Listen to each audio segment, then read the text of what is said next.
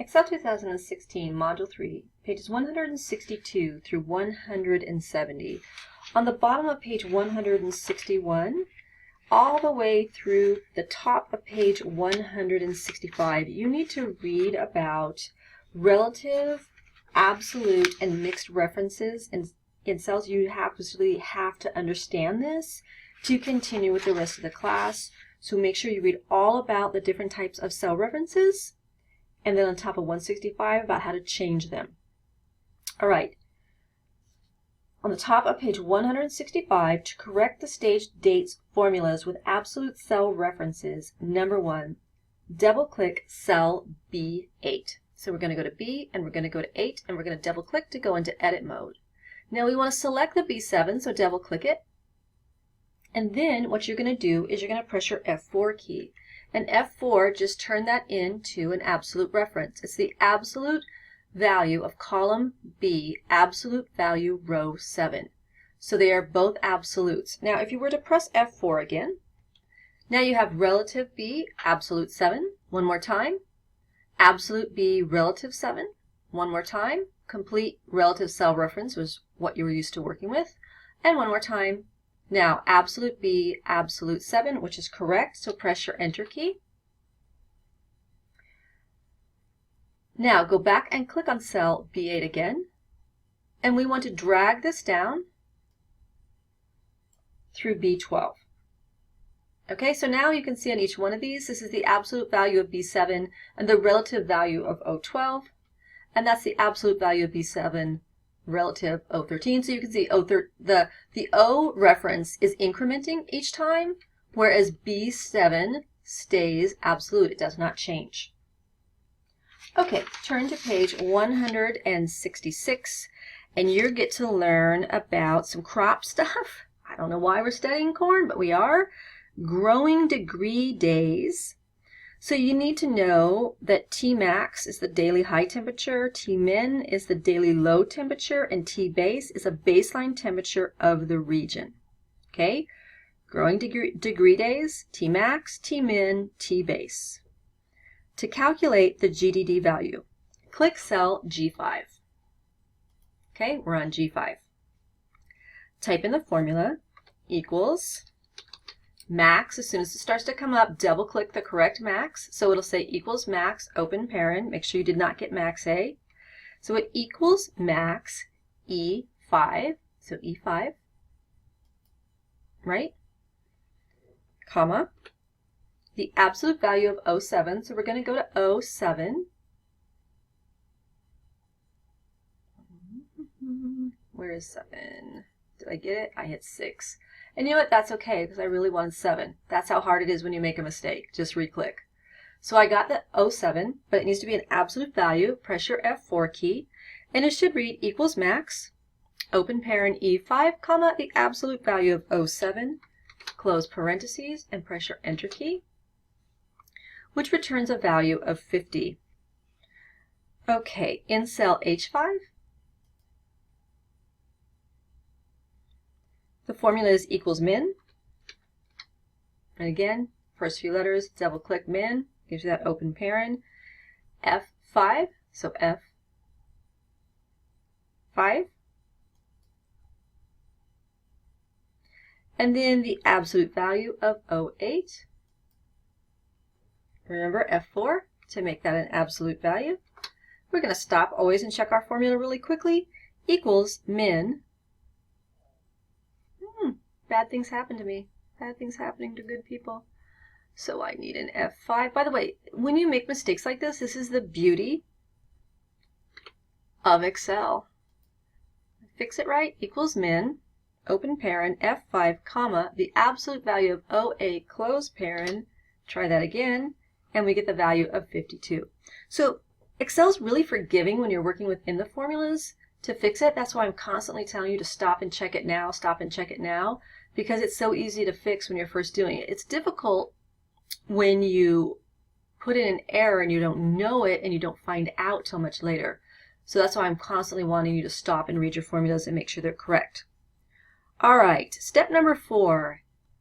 says to click on I5. I need you to know right now that for the rest of this class, you have to watch out for the cell address I5, because if you look at your textbook, that distinctly looks like a 15, because your textbook used a sans serif font, so there's no crossbars on the top and the bottom of a capital I like we would normally see, and it looks like a 15. And there is a huge difference between I5 and 15, so please make sure to watch carefully from here on out in the class, and watch out for anything that has a cell address with the I in front of it. All right, we're going to enter the formula equals G5 plus H5, and I didn't put my parentheses in. G5 plus H5. Okay, and again, if you make a mistake, you just fix it. It's not too hard to do that. Divided by 2 minus the absolute value of 0.6. So we're going to go to O, and we're going to go to 6, and we're going to make it an absolute value by pressing our F4 key.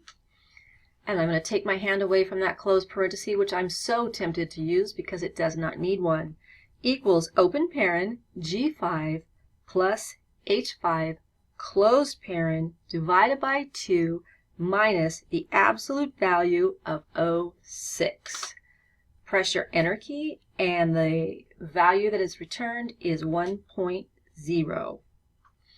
Okay, so that was all the hard work. Now we're just going to select right there G5 to I5, and we're going to use our fill handle, and we are going to pull straight down all the way to 163, right?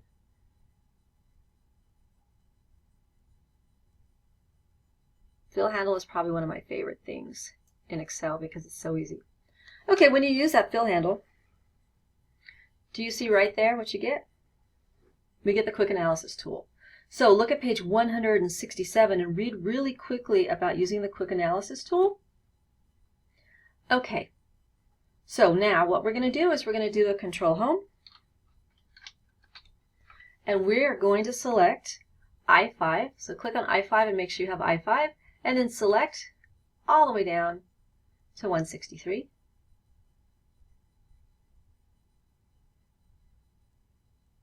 And now you see that quick analysis tool again. Go ahead and click on it this time. When you look at this, you have a lot of different options. You have formatting, charts, totals, tables, and spark lines. We want totals. In this nice little palette of our options and totals, we also have that nice right pointing arrow. So go ahead and hit that. It's going to scroll to the right. And what we're going to select is the very last selection right there that says running. And when you touch it, you see the numbers pop up. Okay, in J, go ahead and select that. And we're now on page 168. Okay, and the running total of your GTD values through each day of the season now appears in bold font in column J. Okay, do you see that? You can go back up to the top. Now, running totals are actually kind of they're kind of hard.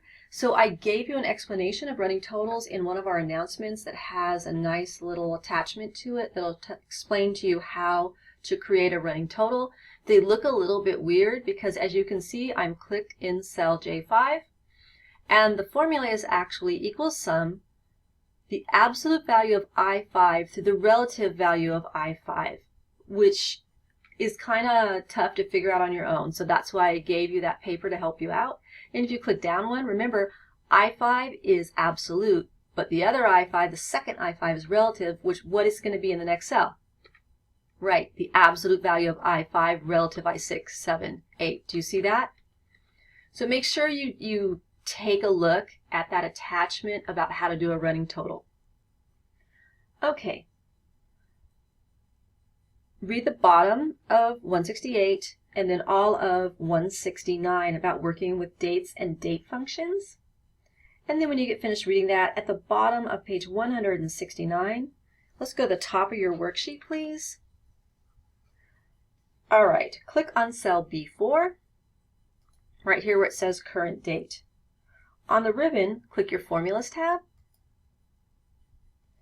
In the function library, okay, so look at your function library. click the Date and Time button. Click Today. The function argument dialog box opens and indicates that the day function requires no arguments. Flip over to page 170. Returns the current date formatted as a date, and it has no arguments. It simply is what it is. So go ahead and click OK. And you'll see that it enters it, and the formula for today is equals today, open paren, close paren.